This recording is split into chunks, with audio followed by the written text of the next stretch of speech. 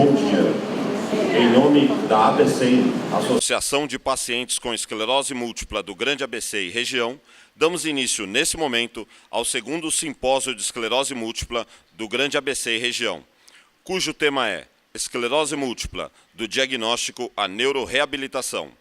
Evento que faz parte do Agosto Laranja e que trará informações atuais e multidisciplinares sobre a esclerose múltipla. Saudamos as autoridades aqui presentes e convidamos para compor a mesa de abertura. Professor Paulo Deliberato, mestre em Ciências do Movimento Pró-Reitor, adjunto de graduação, diretor da Escola de Saúde e gestor do curso de Fisioterapia da Universidade Municipal de São Caetano do Sul.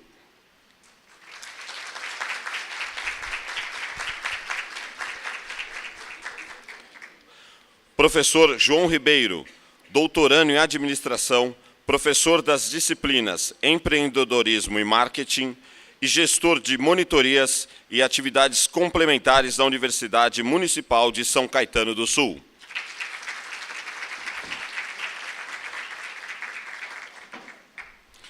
Doutora Maria Elizabeth Guazelli, fisioterapeuta, especialista em neurologia, psicologia da saúde, acupuntura, mestrado e doutorado em saúde pública, professora da Universidade Anhembi Morumbi.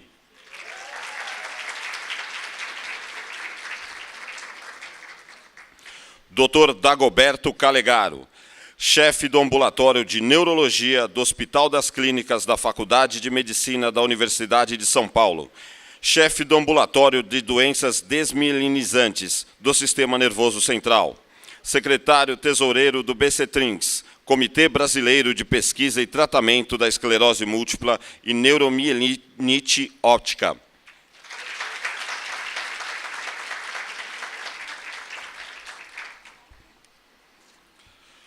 Doutora Carmen Silva Calandria Ponce, psicóloga especializada em neuropsicologia pela Faculdade de Medicina da Universidade de São Paulo e CEPSIC, especialista em Medicina Comportamental pela Unifesp, mestranda em Gerontologia pela PUC, publicações de revistas indexadas e capítulos de livros como autora e coautora sobre esclerose múltipla e Alzheimer, ex-sócia fundadora do Cheque do Cérebro, ensino e pesquisa de neurociências e atual proprietária do Ateliê da Memória, Arte e Mente em Equilíbrio.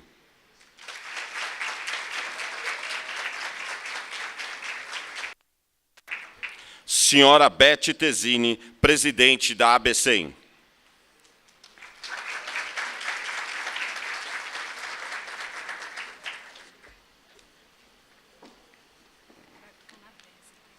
Tá, também.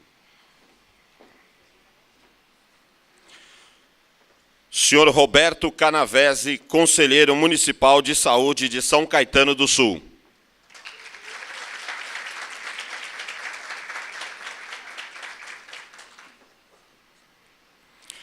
Para dar as boas-vindas, convidamos a senhora Beth Tesini, presidente da ABCEM, para subir na palavra nesse momento.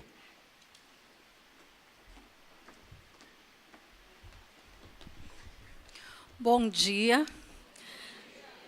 É uma alegria indescritível ver esse auditório cheio nesse sábado chuvoso. E eu quero agradecer muito a presença de todos.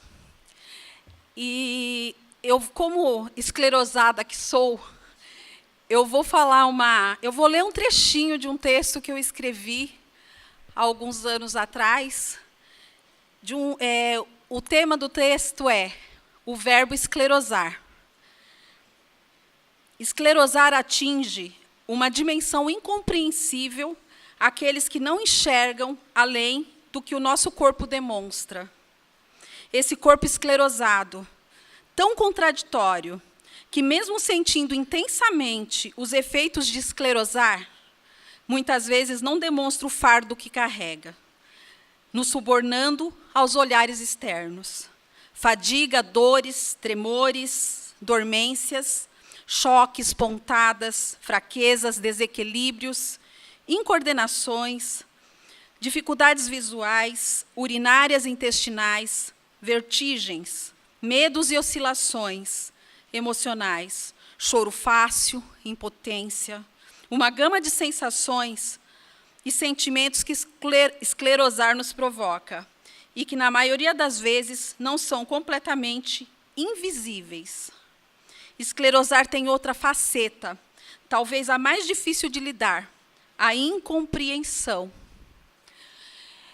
E é com essas palavras que eu quero dizer que esclerosar não é fácil, mas nós temos aqui uma gama de profissionais e de pessoas envolvidas e de estudantes que estão aqui interessados no tema e torna tudo mais fácil para nós.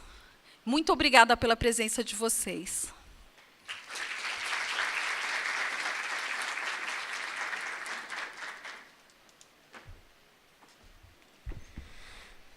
Aproveitamos para agradecer as presenças também dos senhores coordenadores, gestores, alunos, professores, profissionais, pacientes, familiares, imprensa e a comunidade aqui presente. E para falar em nome da Universidade Municipal de São Caetano do Sul, convidamos o professor Paulo Deliberato, a qual passamos a palavra. Bom dia a todos. Em nome do magnífico reitor, professor Marcos Bassi, do pró-reitor de graduação, professor Dr. Leandro Prearo, gostaria de saudar todos os componentes da mesa, pessoal da Associação de Esclerose Múltipla, na presença da querida e sempre muito atuante, aguerrida Beth Tesini, dar as boas-vindas a todo o público presente, né? Desejar a vocês um excelente evento esse construído com muita dedicação, com muito esforço, mas também com muito esmero, como tudo que a associação tem feito nesses anos de parceria. Estava recordando com a Beth agora há pouco, nós começamos em dezembro de 2015, nos foi apresentado pela professora Marta, da disciplina de Biologia, conhecida Martinha. Nos reunimos e, rapidamente, numa primeira reunião, já houve uma empatia muito grande e já houve um alinhamento de ações da parceria da USCS com a Associação de Esclerose Múltipla do ABC. E de lá para cá, a gente vem mantendo eventos constantes, são pelo menos 2 eventos mensais, às vezes mais, e isso tem criado, não só na Universidade de São Caetano do Sul, mas no ABC e no entorno também, um caldo, vamos dizer assim, de conhecimento em relação à esclerose múltipla, e mais do que isso, de envolvimento de vários atores que são necessários, bastante profícuo, e a gente fica muito feliz. O primeiro simpósio nós fizemos juntos, nós já tínhamos um simpósio em planejamento na Escola da Saúde, em andamento, e quando a Beth veio com a proposta de incorporar também nós deixamos o último dia naquela ocasião para o simpósio de esclerose múltipla, que já foi um sucesso muito grande, e hoje ficamos muito felizes de ver o segundo simpósio acontecendo. E o pessoal da esclerose múltipla é tão atuante, tão guerreiro e tão organizado que hoje eles já começam a planejar o terceiro simpósio. E é assim que se caminha realmente. Então a gente gostaria muito de parabenizar. É um prazer muito grande para a USC ser parceira da associação. E a gente espera que todo o público presente aqui, nossos alunos, nossos professores, os convidados externos, membros da comunidade, tenham um excelente sábado de trabalho. Em nome da universidade, gostaria também de agradecer muito aos convidados, né, pelo aceite do convite. E a universidade está de portas abertas para vocês, para outros eventos, para que a gente possa também se aproximar e continuar desenvolvendo ações em relação a esse tópico da esclerose múltipla. Obrigado e um bom evento para todos.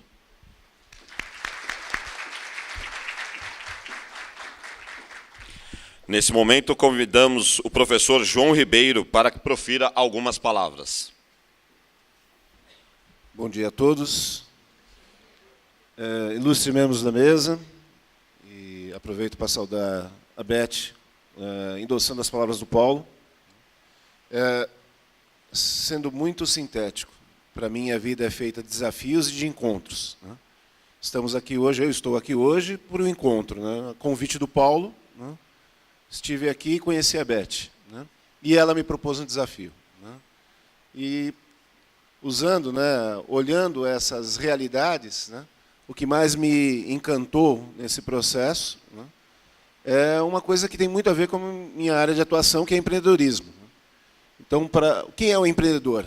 Aquele que olha para a vida, para os desafios da vida e dá uma resposta. Então, vendo o trabalho que a Beth faz, a Beth, na verdade, né, falo a Beth, toda a associação, né, e a resposta, né, que ela encontra nos convidados na mesa, na comunidade, nos alunos, né, me é um motivo de orgulho e um motivo de alegria. E é por esse motivo que estamos aqui, né? Celebramos aqui um momento de desafio e também um momento de encontro, né? Bem-vindos a todos e tenhamos um bom trabalho. E assim, encerrando a solenidade de abertura do segundo Simpósio de Esclerose Múltipla do Grande ABC e Região, desfazemos a mesa dos trabalhos, convidando as autoridades a ocuparem seus lugares na primeira fila desse auditório para melhor participarem da palestra a ser proferida pelo Dr. Dagoberto Calegaro, chefe do ambulatório de neurologia do Hospital das Clínicas da Faculdade de Medicina da Universidade de São Paulo, chefe do ambulatório de doenças desmielinizantes do Sistema Nervoso Central, secretário tesoureiro do BCTRIM, Comitê Brasileiro de Pesquisa e Tratamento da Esclerose Múltipla e Neuromielite Ótica, que proferirá a palavra o cenário da esclerose múltipla no Brasil. Bom dia a todos. É um prazer estar aqui em São Caetano, proferindo essa palestra que realmente dignifica a cidade, a possibilidade de conhecer tudo aquilo que está sendo feito em esclerose múltipla no Brasil, tudo aquilo que é feito para engrandecer o nome do nosso país. Nós trabalhamos dentro de esclerose múltipla desde 1989. A partir de 1989, nós começamos a nos debruçar sobre essa patologia dentro do Hospital das Clínicas da Faculdade de Medicina. E até hoje nós trabalhamos fazendo com que realmente a esclerose múltipla no Brasil tenha uma assistência muito semelhante ou quase até melhor do que muitos países latino-americanos e do mundo inteiro. Tudo aquilo que nós fizemos, vamos aqui descrever numa sequência de slides que vai mostrar aquilo que a Beth me pediu, que seria uma demonstração numa forma de cenário, não dando tudo aquilo com minúcias, mas de uma forma mais ou menos conclusiva, para que todos vocês possam entender. É uma honra que nós, estando aqui e representando duas instituições relativamente importantes dentro do Brasil, que é a Faculdade de Medicina da Universidade de São Paulo, e essa instituição fundada em 1999, chamada BCTRINS, fará e dará continuidade, provavelmente de uma forma indefinida, junto com aquilo que agora eu vejo nascer em São Caetano, que São Caetano, eu não nasci aqui, mas eu faço parte daqui.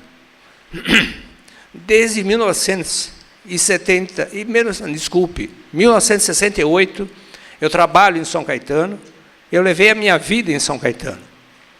Então, São Caetano, para mim, é praticamente aquilo que é a minha existência. Como profissional da área médica, como um profissional clínico, ou seja, como um clínico geral fazendo neurologia, e essa neurologia que eu faço ainda até hoje dentro de São Caetano. Bem, então é com bastante orgulho e bastante satisfação e emoção que a gente vem falar pela primeira vez na minha vida dentro de uma instituição sul-são-caetanense. Nós estamos aqui com o primeiro slide para demonstrar realmente a importância desse evento para essa instituição, que acabei de saber que foi organizada através de uma sigla que seria IMES, que eu já conheço há muito tempo, e agora evoluindo para uma universidade que desde 1999 vem crescendo e vem agregando faculdades dentro da sua universidade. Isso aqui é uma coisa extremamente importante e espero que isso continue realmente crescendo e ampliando o elenco de formados e eles ajudem essa instituição. Como é que nós vamos proceder à nossa apresentação? A nossa apresentação eu dividi em 10 tópicos que estão aqui elencados e que nós vamos agora, na sequência, mostrar. Os primeiros estudos sobre esclerose múltipla no Brasil coube ao professor Aloysio Marques, que ainda como doutorando, graduando em medicina, no 5º ano da medicina, em 1923, descreveu o primeiro caso de esclerose múltipla no Brasil, seguindo aquilo que já tinha sido descrito por Charcot-Marie em 1885. E ele descreveu isso aqui e publicou esse caso no Jornal de Medicina de Pernambuco em 1923. Esse praticamente foi o primeiro documento originado no Brasil a respeito da doença. Em seguida, nós temos uma outra publicação que também ganhou destaque, que foi a apresentação de um outro caso esse que também se confirmou como esclerose múltipla em 1926 pelo professor Antônio Austrogésilo, que trabalhou na neuropatologia e fez uma documentação muito importante neuropatológica sobre um caso de esclerose múltipla. Na sequência, então, nós vamos dar um pulo para 1925, mostrando uma primeira consideração de uma série de casos. Considerações sobre alguns casos de esclerose múltipla em placas. Placas é a denominação francesa da doença. Esclerose em placas, a denominação inglesa, esclerose múltipla. E um trabalho multicêntrico, um trabalho grande brasileiro, feito por 2 professores, um de Minas Gerais, outro de São Paulo, o professor Gilberto Belisário, que reuniu 28 neurologistas de 7 estados e, em 1974, publicou isso dentro de uma forma de tema livre no Congresso Brasileiro de Neurologia, que aconteceu em São Paulo e foi um dos primeiros congressos que eu também comecei a participar. Foram 144 pacientes da forma mais frequente da esclerose múltipla, que é a forma recorrente remitente. A doença se apresenta de 3 formatos básicos: recorrente remitente, progressiva secundária e progressiva primária. O professor José Lamartine Assis, com quem eu trabalhei, e praticamente nós herdamos toda a formação, toda a organização dentro das enfermarias e ambulatório de esclerose múltipla, esse ambulatório de esclerose múltipla. Dentro da evolução dos conhecimentos da doença, o primeiro trabalho publicado nos arquivos de neuropsiquiatria, em 1945, começou por uma tentativa de se tratar a doença que até então não tinha um tratamento definido.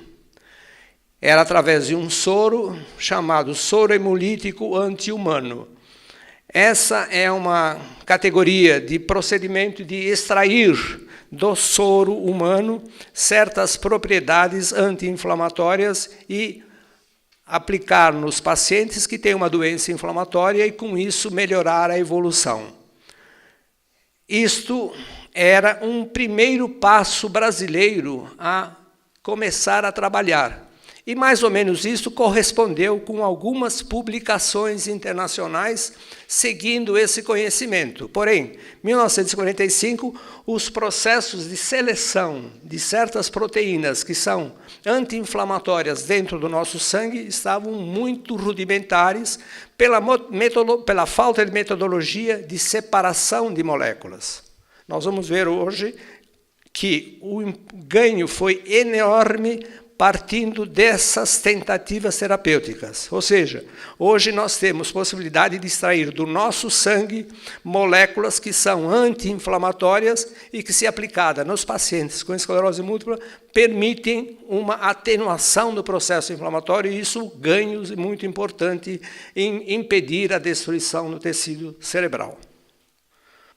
A evolução do conhecimento da doença no Brasil partiu de nós conhecermos a etnia da nossa população. Quando eu comecei a fazer neurologia, se dizia que a esclerose múltipla não existia no Brasil. A esclerose múltipla era uma ficção dentro dos casos brasileiros e era uma realidade já muito bem estudada em países europeus, principalmente países que tinham uma descrição das doenças neurológicas que ficaram como marco importante que foram representadas pela França e pela Inglaterra. França essa que nos legou muitos conhecimentos semiológicos, permitindo que nós pudéssemos realmente identificar pela semiologia. Vejam só, nós não dispunhamos... Quando eu comecei, nós não dispunhamos de nenhuma metodologia para fazer o diagnóstico, a não ser o quadro clínico. E pelo quadro clínico, nós dizíamos, é extremamente rara a existência da esclerose múltipla. Por quê? Porque ainda nós tínhamos mais um detalhe importante. A nossa miscigenação introduziu genes que atenuaram muito o impacto da prevalência da doença dentro da nossa sociedade. O negro veio trazer genes que nos deram um grande fator de proteção para que as doenças imunomediadas ficassem mais raras dentro da genética que nós herdamos dos colonizadores europeus. Então, aqui nós trazemos esse slide para mostrar mais ou menos como é que foi essa importância dessa migração, dessa transferência de pessoas da África para o Brasil. Foi um período ruim do ponto de vista social, mas aconteceu. Em relação àquilo que nós temos de migração, nós vamos ver que houve uma importante miscigenação de europeus e, inclusive, de orientais dentro de certas regiões do país, predominando em certas regiões portugueses, africanos, holandeses, franceses, alemães, enfim, toda essa sequência que nós aqui colocamos, e que esta região, a região da Vila Alpina, a região de São Caetano, foi brindada muito por letões, ucranianos e lituanos. É capaz que aqui dentro dessa plateia nós temos pessoas cujas famílias são oriundas de uma colonização ucraniana, letônia e lituânia que aconteceu e que existe ainda na Vila Alpina. Veja só que nós temos dentro da nossa etnia o negro, mas o negro portando genes europeus. Nós vemos aqui um negro portador de esclerose múltipla com os pais negros. Porém, este pai negro seguramente tem gene branco, da onde veio a possibilidade desse filho apresentar a esclerose múltipla. A miscigenação negro, branco, branco europeu é que permitiu que nós tivéssemos uma quantidade muito grande de mulatos portadores de esclerose múltipla. Cabe uma ressalva aqui, dizer que na África, dentro de territórios africanos, existe uma percentagem de esclerose múltipla que se aproxima a zero. Ou seja, O negro não tem expressão das doenças imunomediadas, como esclerose múltipla, lúpus eritematoso, psoríase, artrite reumatoide, porém é extremamente sensível a doenças infecciosas e tumorais. Então, aqui eu faço uma sequência rápida de vários slides, mostrando como é que a população branca, negra e parda nas diferentes regiões. Na região Nordeste, em que você vê que a população já miscigenada, isto é um trabalho que saiu na pesquisa da FAPESP, uma revista da pesquisa FAPESP, mostrando essa miscigenação. A região Sudeste, em que existe um predomínio muito grande de brancos, porém ainda nós temos uma expressão significativa de pardos e negros. Aqui nós temos praticamente a expressão de todos aqueles representantes brancos nessa região. A região Oeste, agora ficou melhor, né? Para vocês também. A região Oeste, mostrando a importância também da miscigenação branca, da importância do imigrante europeu dentro dessa região. Na região Sul, então, a importância da influência europeia é muito grande, mostrando toda a influência da migração para Santa Catarina, para Paraná e Rio Grande do Sul, de poloneses, russos, ucranianos. O conhecimento de todas essas etnias, junto com os centros de referência em tratamento da esclerose múltipla, que foram aparecendo ao longo da 1995 a 2000, permitiu que fosse publicada uma série enorme de estudos epidemiológicos. O nosso primeiro estudo epidemiológico registrado e publicado em papers internacionais coube a ser São Paulo, em 97 a 2000, em que nós aqui apresentamos na forma de prevalência de 5 para 100 mil e uma correção em 2000, prevalência de 15 para 100 mil. Quem vai olhar estes dois números fala como cresceu a expressão da doença no nosso espaço São Paulo, capital da doença. Isto é uma meia-verdade. Por quê? Nessa mesma época, apareceram métodos de diagnóstico, que nós vamos ver mais para frente, que são métodos chamados ouro para o diagnóstico da doença. Então, foi a partir da introdução da ressonância magnética do neuroeixo, que permitiu que realmente nós pudéssemos fazer o diagnóstico o mais precoce possível. E hoje nós conseguimos fazer diagnóstico de esclerose múltipla com um primeiro sintoma da doença. Sintoma aliado a um procedimento laboratorial que faz com que nós possamos identificar aquilo que se chama a substrato da doença, que é a desmielinização multilocalizada no sistema nervoso central.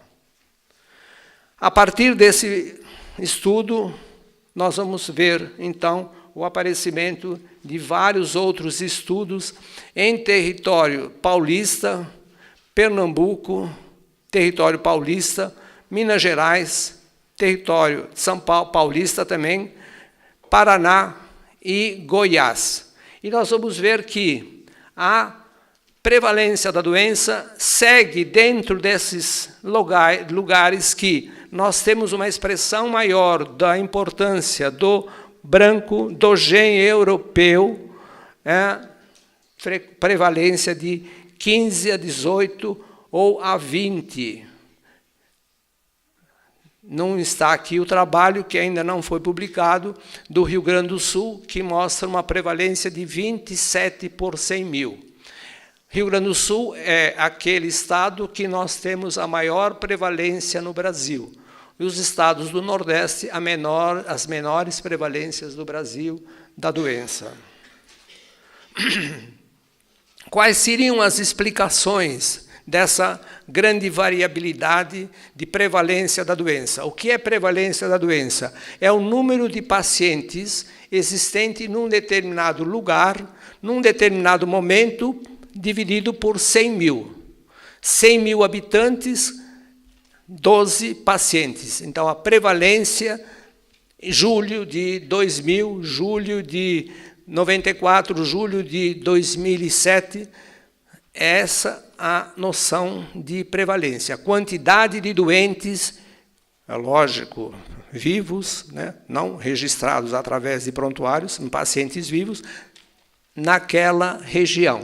Isso é fundamental e hoje nós estamos, através de uma instituição que nós vamos falar, do qual eu faço parte, que é o Bectrins, nós estamos circulando por todo o país, elegendo já previamente cidades com 100, 150 mil habitantes e vamos lá, junto com os neurologistas da região, saber quem são os portadores de esclerose múltipla.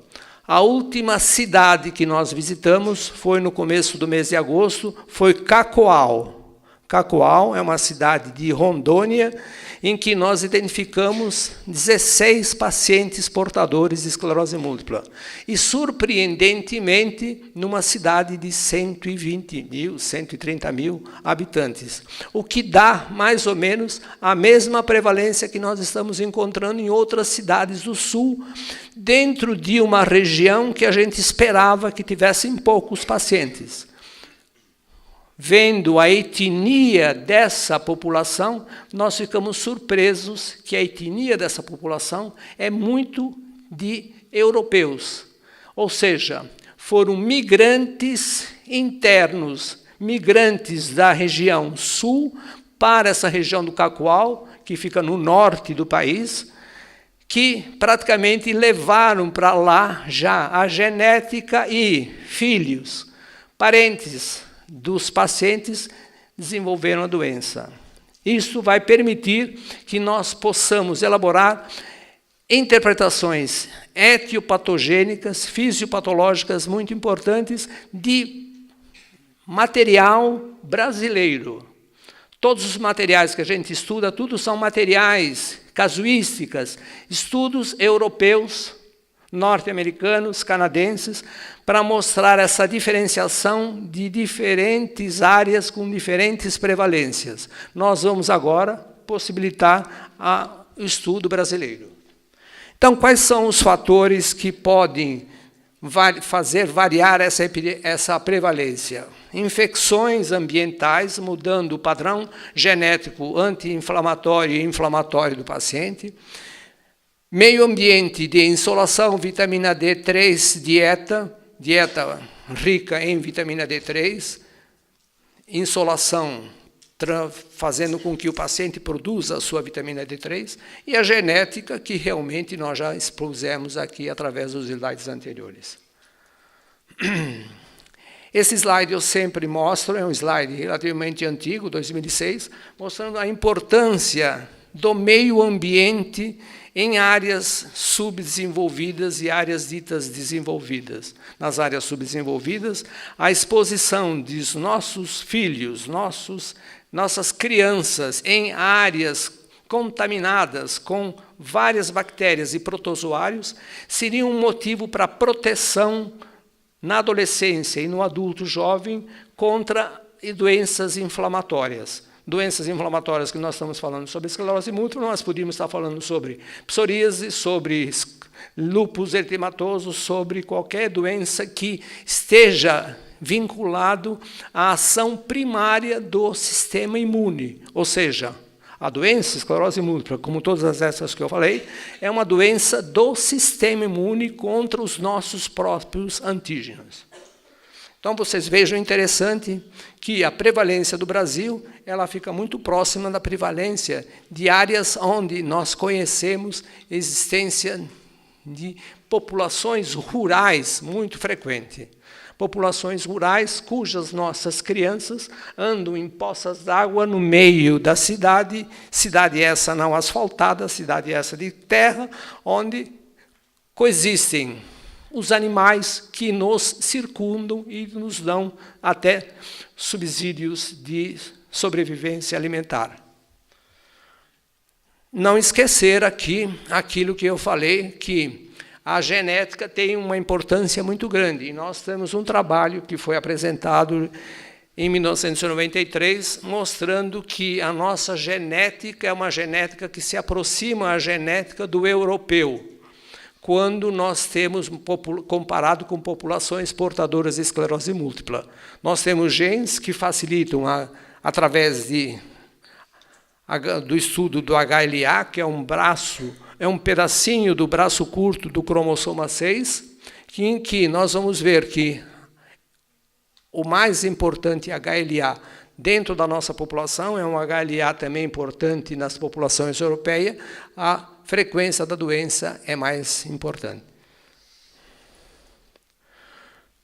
A doença está aumentando? É uma pergunta que todos os nossos pacientes e muitos alunos questionam. A doença está aumentando no mundo? A doença está aumentando no Brasil? Está aumentando. Por quê? Viram através daquele slide que nós temos a necessidade de termos um sistema imune funcionando nos moldes dos 3 milhões de idade que a espécie humana, através de uma diferenciação no Homo sapiens, teve ao longo de toda essa vida no planeta. Nós vivemos junto com inúmeras bactérias e inúmeros animais. E nós sobrevivemos pelas nossas próprias defesas. Nós que chegamos até hoje, temos um sistema imunológico que combateu constantemente todos os agentes infecciosos que nós compartilhamos no nosso espaço de vida. Isso fez com que nós tivéssemos um sistema imunológico muito atento para o exterior e desatento para o interior, nosso organismo. No momento em que as populações deixam de ser rurais, deixam de ter esse padrão que nós fomos moldados durante todos esses anos, nós começamos a ter um sistema imunológico que fica olhando para dentro de nós.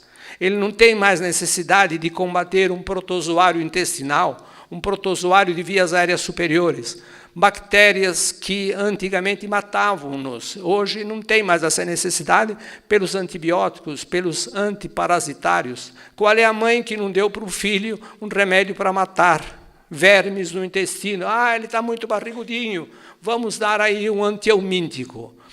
Excelente, porém, fez com que aquele sistema imune ficasse mais susceptível a atacar as proteínas do próprio organismo. E se a genética já era favorável para isso, está o palco armado para que apareça uma doença imunomediada. Aqui esse trabalho mostra muito bem que como ocorreu numa cidade francesa. Houve realmente um aumento significativo da prevalência da esclerose múltipla no momento em que as cidades começaram a crescer.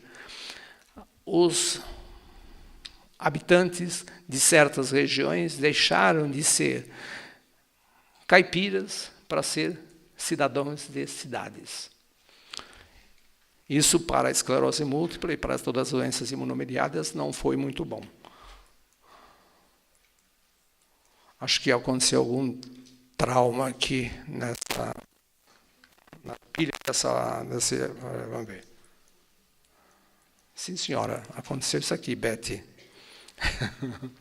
Eu acho que eu apertei demais frente ao meu nervosismo de primeira aula neste município. Ah, passou. Eu acho que também ele está... Ah, então você vai fazer no método manual. Tá bom, isso é muito chato, mas em todo caso. Na evolução dos nossos conhecimentos e de como é que toda a estrutura médica, a estrutura universitária progrediu dentro do Brasil, o que nós vamos ver? a organização dos primeiros centros de referência e os primeiros centros que resolveram chegar e vamos tratar da esclerose múltipla como o principal motivo do nosso trabalho. E aí surgiram, veja só, nessa década, 1984, surgiu a BEM, foi uma instituição inicial no Brasil que congregou inúmeros doentes tutelados por médicos que já estavam interessados em trabalhar com esclerose múltipla, e surgiu então a BEM. A BEM é essa com uma finalidade de orientação, de reabilitação da doença e médicos neurologistas que estavam interessados. Simultaneamente, nós temos em 95 um projeto muito interessante que começou a crescer no Rio de Janeiro, liderado por uma doutora chamada Regina Papais Alvarenga, que foi o CIAPEM. Na Santa Casa, nós tivemos o aparecimento de um núcleo de médicos interessados em estudar a doença e pesquisar, que foi o CATEM. No Hospital de Clínicas da Universidade Federal de Minas Gerais, o CIEM, representados aqui por neurologistas, liderados pelo professor Lana Peixoto, e em 28 de agosto de 1999, por coincidência no dia do meu aniversário, foi fundado o Bectrins. Isso não foi proposital. Bectrins, que nós temos aqui o primeiro elenco de médicos que começou a querer desenvolver, do ponto de vista nacional, uma congregação de estudantes, de pesquisadores em esclerose múltipla. Próximo. Aqui nós temos, dentro do nosso trabalho da ABEM, que eu fui presidente muitos anos depois do professor Roberto Melaranho, mas o professor Roberto Melaranho convocando o primeiro simpósio internacional sobre esclerose múltipla. Eu aqui hoje estou no segundo simpósio de esclerose múltipla do AVC. Então, o primeiro em que nós convidamos uma pessoa extremamente produtiva e pesquisadora americana, Dr. Byron Waxman e Dr. Kurtzky, esse que elaborou tabelas de estudo que ainda se usa até hoje, que é o chamado EDSS, que todo mundo conhece, e fizemos uma apresentação aqui em São Paulo, que foi o primeiro congresso, o primeiro simpósio internacional de esclerose múltipla. Próximo. Aqui está o Dr. Roberto Melaranho, que foi o primeiro presidente da ABEM, junto com o Dr. Aloysio Camargo, diretor técnico, que também trabalhou intensamente. Ele é que praticamente valorizou a ABEM dentro do Brasil, criou a possibilidade de ter sucursais em vários estados, ambos falecidos. Próximo. E uma publicação que eu sempre deixo aqui, porque foi uma publicação feita pelo próprio professor Roberto Melaranho Júnior, falando sobre esclerose múltipla e dando ênfase àquilo que vai ser dado ênfase dentro desse congresso, por isso eu pus esse slide, que é manual para pacientes e suas famílias, relacionado a detalhes e conhecimento da doença na época, junto com tudo aquilo que se valorizava muito e ainda é necessário se valorizar hoje, depois eu digo que é necessário porque a reabilitação das sequelas promovidas pela doença. Próximo. Próximo. O aprimoramento do diagnóstico, eu já falei, e ficou bem claro quando nós mostramos aquele slide, uma epidemiologia, uma prevalência de 97,5 por 100 mil, uma prevalência de 2000, 15 por 100 mil. Isto é um artefato de dificuldade no diagnóstico rápido em 97, aprimoramento de diagnóstico para um diagnóstico ultra rápido na década de 2000.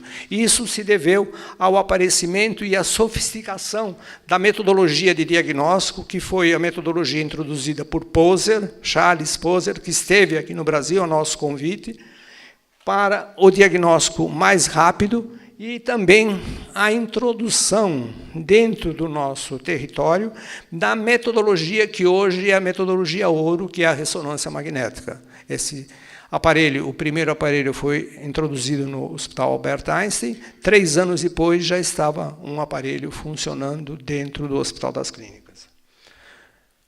As características do líquor também foram características importantes para que nos mostrasse a presença da doença na característica de uma doença crônica e que já apresentava uma distribuição das imunoglobulinas que praticamente todos os pacientes até já falam. Eu tenho um líquor com BOC, eu tenho um líquor com banda oligoklonal positiva, ou seja, a ressonância magnética, mais a presença dessa modificação no líquor, que é muito típica, não é exclusiva, mas é muito típica da esclerose múltipla, alicerçasse e nos desse a possibilidade de, em poucos meses, nós batermos o martelo e dizermos: esse paciente é portador de esclerose múltipla, ele deve começar o tratamento. Esse passo foi dado 1 ou 2 anos em territórios extranacionais, ou seja, no mundo, em 1990, em 2000, já estava sendo dado essa condição de diagnóstico para os nossos pacientes. Então, pela criação de todos aqueles centros que vocês viram, que começou tudo na década de 2000, no começo desse milênio, nós temos um alicerce muito poderoso para que nós possamos dar o melhor para os nossos pacientes. Próximo. Bom, aqui eu passo para um outro detalhe do cenário do conhecimento da esclerose múltipla, que muito ajudou tudo que nós produzimos até agora.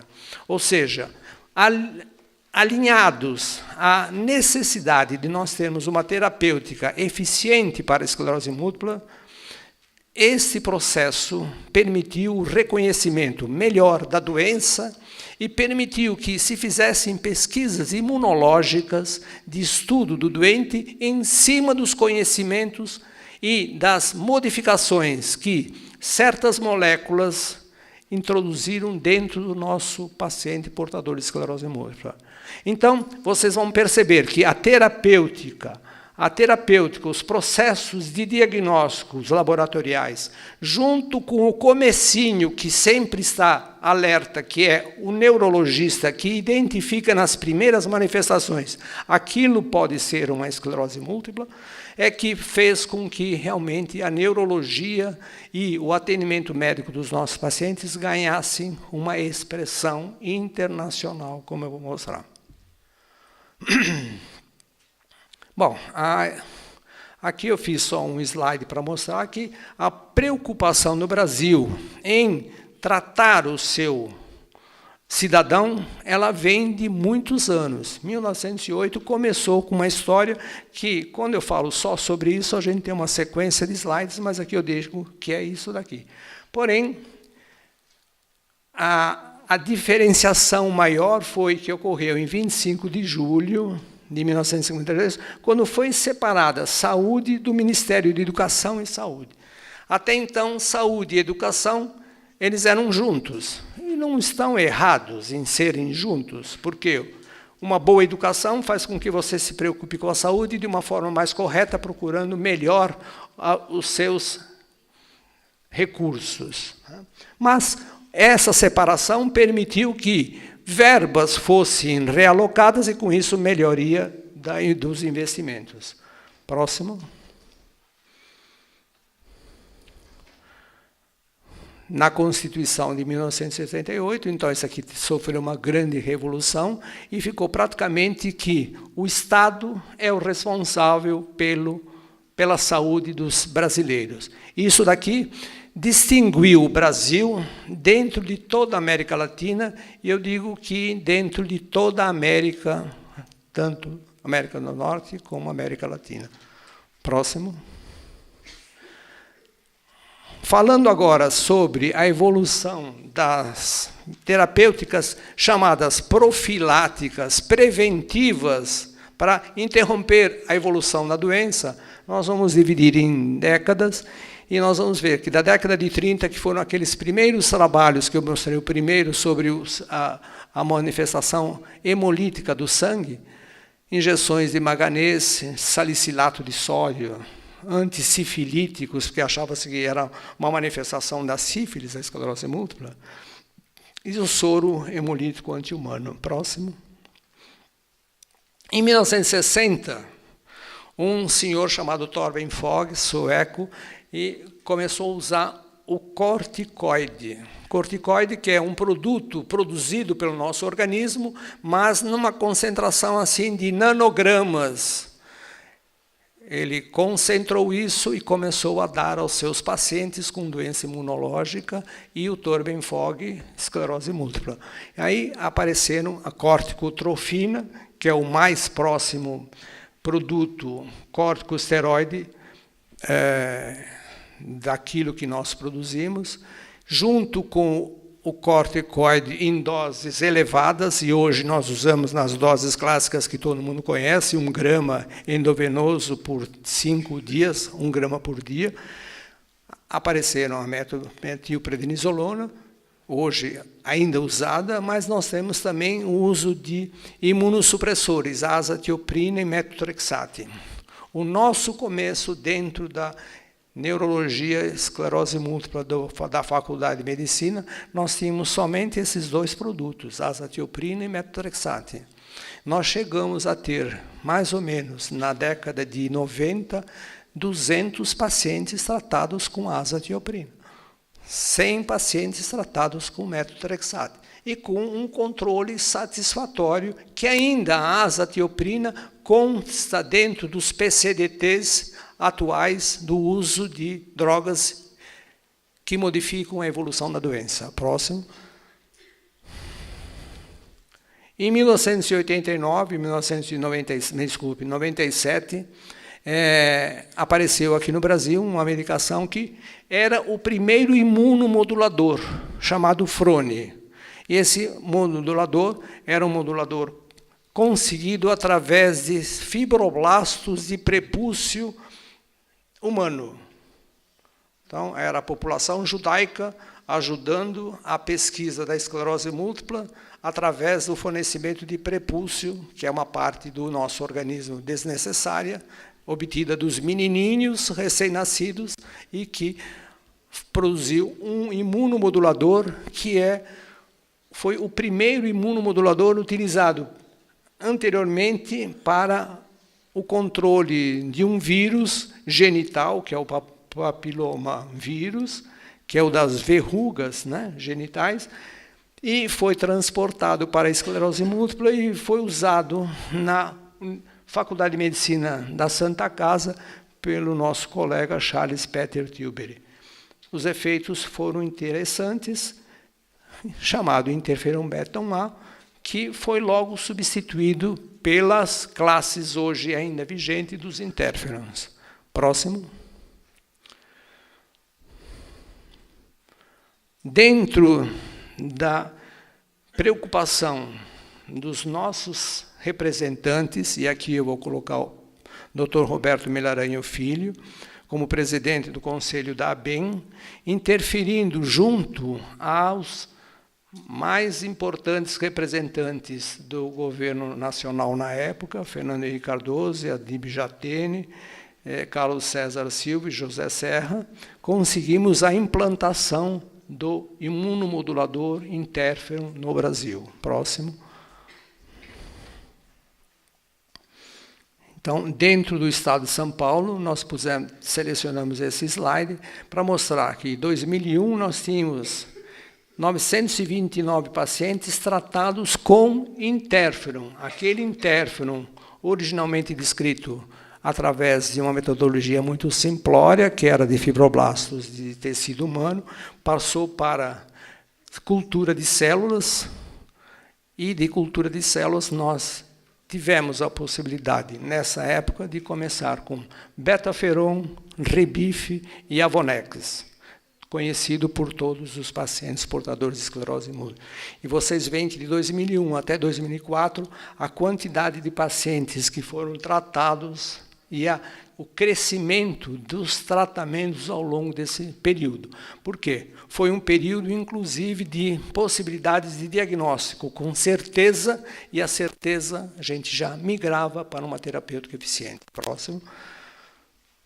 Coube agora, já em 2000, a primeira participação de uma instituição que ainda hoje existe, que é o Bectrins, que, em Brasília, aqui nós temos 3 representantes do Bectrins visitando o governo e pressionando o governo para a liberação, junto com os trabalhos do professor Melaranho e o professor Aloísio, aqui em São Paulo. Próximo. Nessa época, aconteceu uma coisa muito importante.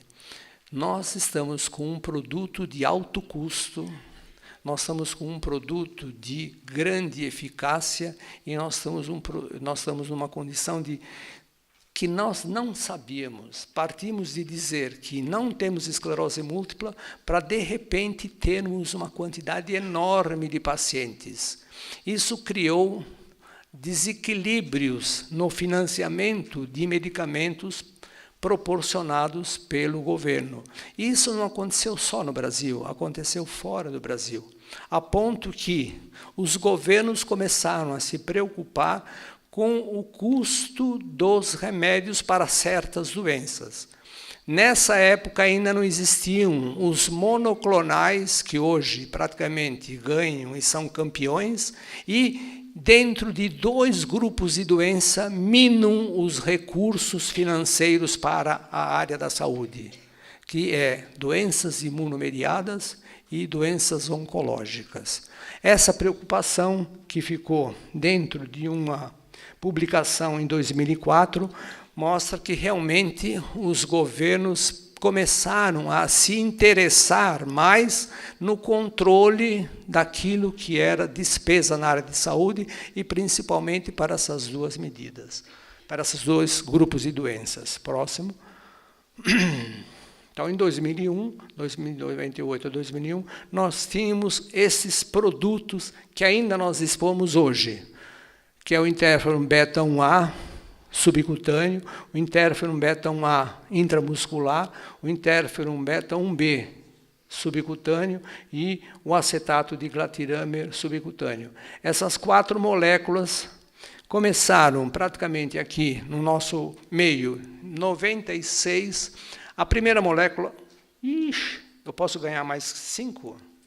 A primeira molécula descrita para modificar a doença foi em 1992, lançada numa reunião da Academia Norte-Americana de Neurologia, como sendo a salvação para todos os pacientes com esclerose múltipla. Em 96, 92 foi publicada lá, foi lançada. 93, 94 começou a ser aprovada por todas as agências regulatórias mundiais, FDA, EMA, e 96 nós já tínhamos aqui a Visa aprovando. Então, a velocidade com que isso aconteceu no planeta foi muito grande e o Brasil encampou isso. Em 96 nós já tínhamos isso aqui aprovado. De tal maneira que em 96 nós já tínhamos a possibilidade de usar aqui no Brasil. Próximo. Aqui, então, é uma linha do tempo mostrando o que nós tínhamos desde 1850 até 2015. Quando foram aprovados o natalizumab, o fingolimod, e hoje nós já temos o alentuzumab e o dimetilfumarato e a teriflunomida aprovadas, 2017. Então, até 2015, nós tínhamos tudo, exceto esse daclizumab, que é o em cinza aqui, tudo aprovado, exceto o azulzinho lá em cima e o cinza embaixo. Todos aprovados e com grandes efeitos benéficos para a gente. Veja que a azatioprina e ciclofosfamida, os imunossupressores que eu mais usei na minha vida, ainda foram contemplados, estão sendo contemplados pelo governo. Próximo. Aqui é uma sequência de slides, que eu vou passar então um pouquinho mais rápido, pelo fato de nós termos só 15 minutos. Né? todas as participações daqueles grupos iniciais que nós colocamos lá. CATEM, CIAPEM, CIEM, Projeto Atlântico Sul e Bectrins, na normatização desses produtos para a utilização nos pacientes com esclerose múltipla. O que devia ser feito, o que não devia ser feito, como é que devia ser feito do ponto de vista evolutivo e o que nós poderíamos esperar. Todos esses produtos constam em bula que seguram de 40%, 35% os surtos, as recidivas da doença. Porém, nós temos pacientes que, com um produto que se dá inicialmente, a doença para por décadas. Ou seja, quando nós dizemos aos nossos pacientes, eu vou lhe dar um remédio que vai segurar parcialmente a ocorrência dos surtos, e esse parcialmente é 40%, todo mundo fica desiludido. Mas 40% é na média geral de todos os pacientes. Quando nós estamos conversando com o paciente, a gente fica surpreendido que tem pacientes tomando há 20 anos acetato de glatiramer e a doença ficou estável. Então, essas normatizações foram feitas através de grupos que começaram a se reunir em 2000, e publicar. A primeira recomendação aconteceu pelo professor Charles Peter Tilbury, na publicação do qual todos nós participamos, ele foi o primeiro autor, nos arquivos de neuropsiquiatria, publicado em 2000. Em 2001, eu já escrevi um livro para a Academia Médica Brasileira, a Academia Brasileira de Neurologia, que era o projeto de diretrizes para diagnósticos e tratamentos, esses tratamentos mais diferenciados que eu digo, que foram crescendo dentro desses dois grupos de doenças inflamatórias e oncológicas. Isso seguiu exatamente aquilo que internacionalmente ocorria. Ou seja, os consensos que nós desenvolvemos aqui estavam ocorrendo também. Alemanha, Áustria, Suíça, Canadá, França, Estados Unidos, consenso internacional liderado pelos alemães e, finalmente, o nosso, que ainda é um pilar importante, que é o consenso expandido do Bectrins. O mais recente aconteceu no final do ano passado, através de publicações da Academia Brasileira de Neurologia e do Bectrins.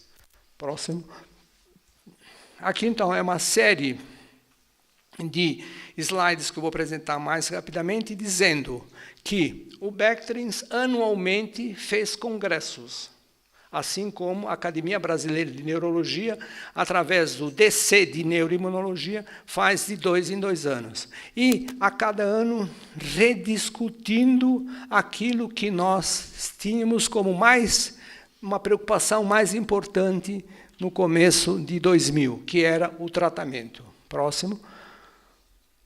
Surgiram consensos expandidos, do qual esses consensos expandidos foram extremamente detalhados, e nós temos aqui um detalhamento feito de tal maneira que nós tínhamos a participação de um número expressivo de médicos neurologistas de todo o Brasil, validando o consenso.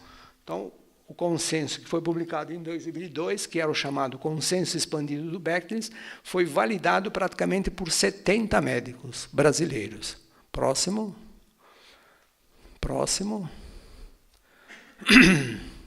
Esse aqui é a continuação dos congressos de neurologia do Bectrins.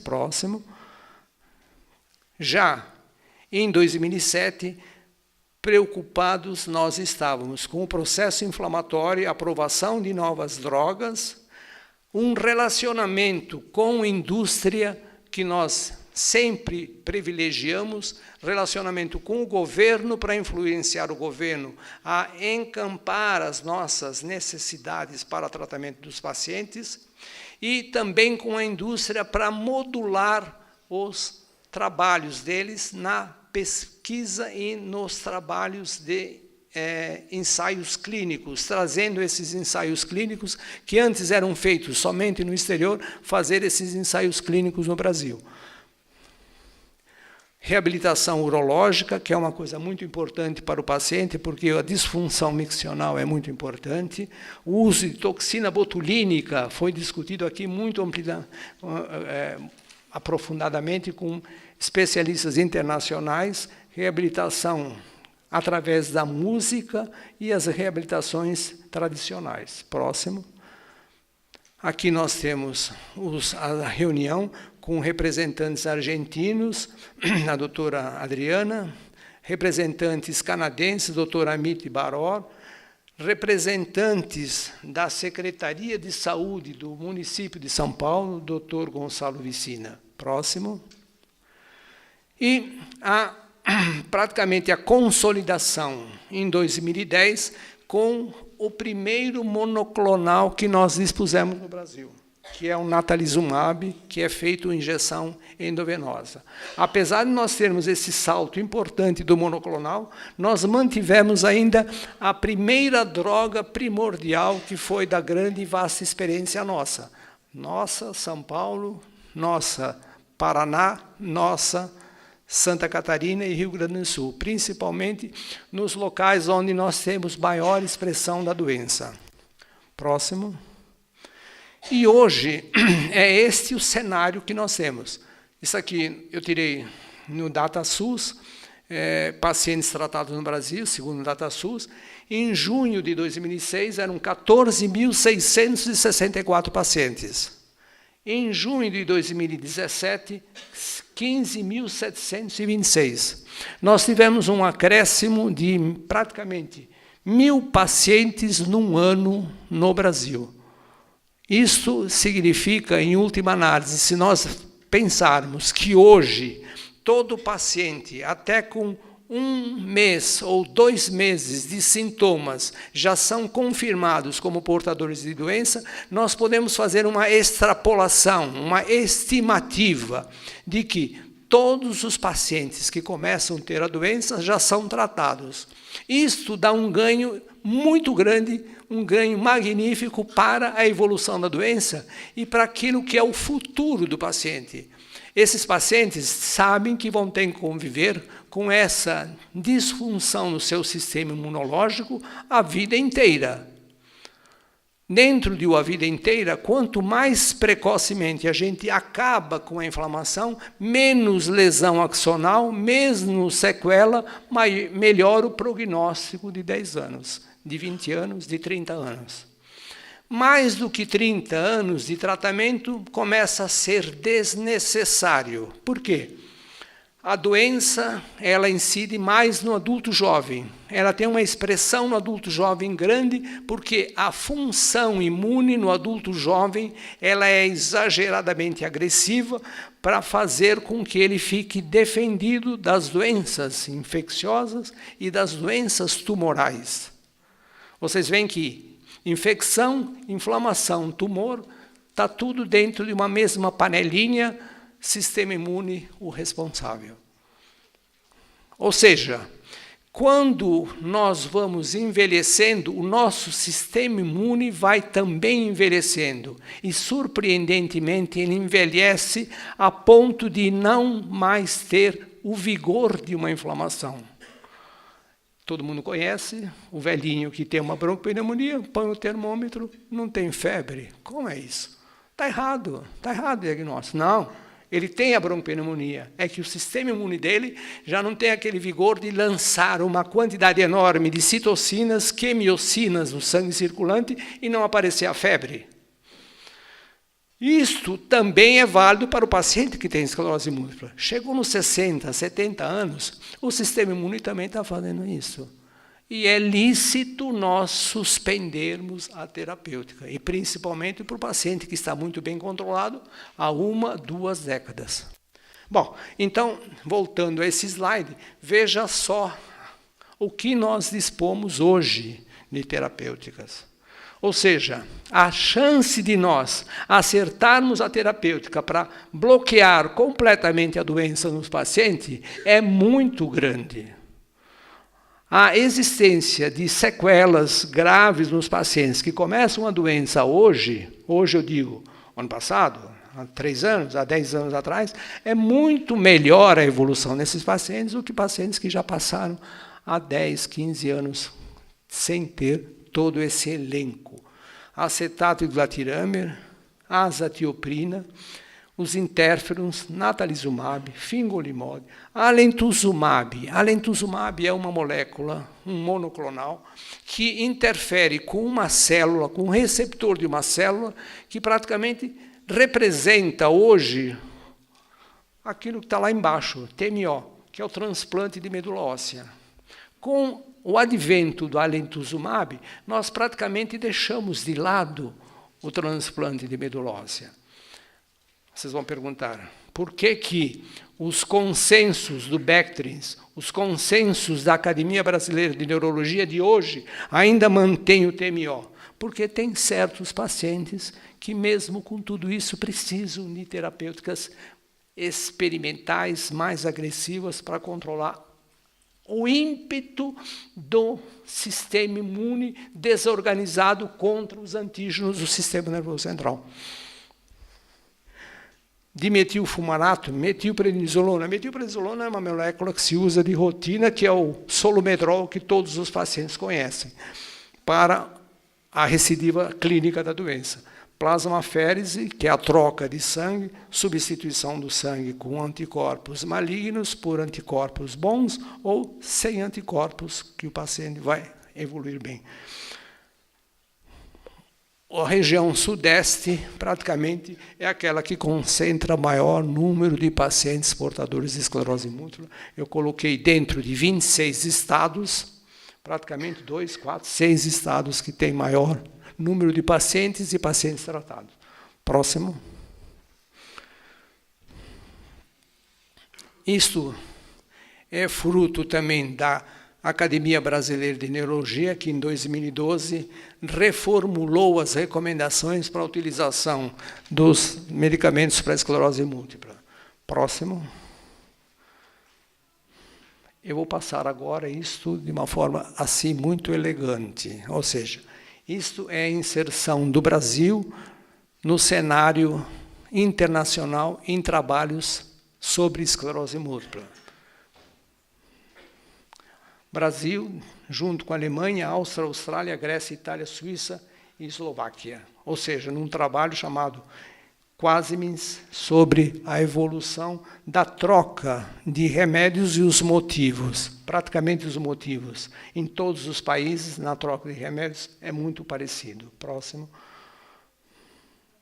Trabalhos que nós participamos em níveis de ensaios clínicos, e quem conhece a publicação do Lancet Neurology, a nossa participação no Hospital das Clínicas desse trabalho foi extremamente importante. Próximo. E aqui, então, eu vou relacionar todos aqueles que nós participamos internacionalmente. Um colega nosso, Douglas Sato, um colega nosso, a Maria Isabel Leite, um senhor chamado ali Dagoberto Calegaro, Lana Peixoto. Próximo. Trabalhos sobre a importância da insolação no controle da doença e a importância da gestação para a mulher, que é o melhor período de controle das doenças imunomediadas, e também para a esclerose múltipla é o melhor período que a mulher passa sem surtos. Isso é válido para a esclerose múltipla, mas não é válido para a neuromielite óptica, que é outra doença que antigamente era confundida com esclerose múltipla, e a partir de 2004, num trabalho de uma médica anatomopatologista, Wanda Lennon, praticamente nós separamos da esclerose múltipla e vemos que a gestação para a esclerose múltipla é excelente para a mulher, a neuromielite óptica não é. A ponto que as gestações de pacientes portadores com neuromielite óptica, elas têm que evoluir obrigatoriamente, e a mulher tomando corticoide. Não é muito bom para o feto, mas é excelente para a placenta, porque a placenta não atrofia precocemente, dando morte fetal ou fetos subnutridos. Próximo. aqui novamente a importância do pós-parto usando imunoglobulina, trabalho brasileiro. A cladibrina, que é uma nova molécula que vai ser lançada, a doutora Maria Lúcia Brito, trabalhando nesse conjunto de internacionais, feito o trabalho aqui no Brasil, próximo. Trabalhos sobre neuromielite óptica, da doutora Regina Papais Alvarenga, que nós colocamos como um centro que foi fundado também na mesma época. A ancestralidade como um fator importante para a neuromielite óptica, num trabalho feito em Botucatu pela doutora Doralina Brum, próximo. E aqui a participação em simpósios internacionais. A relação aqui, eu coloquei 1 ou 2, mostrando brasileiros trabalhando em simpósios internacionais. Eu trabalhando lá e o doutor Damácio, de Londrina, também trabalhando, apresentando trabalhos nesses simpósios. Próximo. Aqui é o perfil das produções, os números de documentos publicados de 111 por 17 universidades públicas brasileiras, 29 escolas médicas privadas e em revistas de impacto que variou de 0,02 até 6. 6 é um impacto extremamente importante. E mostrando a produção e a origem dessa produção. Próximo. Tudo isto nós vamos pular, porque o tempo acho que esgotou. Isso aqui seria mostrar para vocês o que é o Bectrins, que é a segunda instituição a quem eu participo e ajudei na criação. Só põe o seguinte: os fundadores dessa instituição pertenciam a Alberto Alangabay, da Unifesp, a Escola Paulista de Medicina, Charles Peter Tilbury, da Santa Casa, Dagoberto, da Faculdade de Medicina de São Paulo, Fernando Gomes Coronetti, da Unesp, Botucatu, Marco Aurélio Peixoto, Universidade Federal de Minas Gerais, Marco Moreira junto com ele, Rogério Riso, de Uberaba, Sérgio Roberto Hausen, da Universidade Federal do Rio Grande do Sul. Muito obrigado.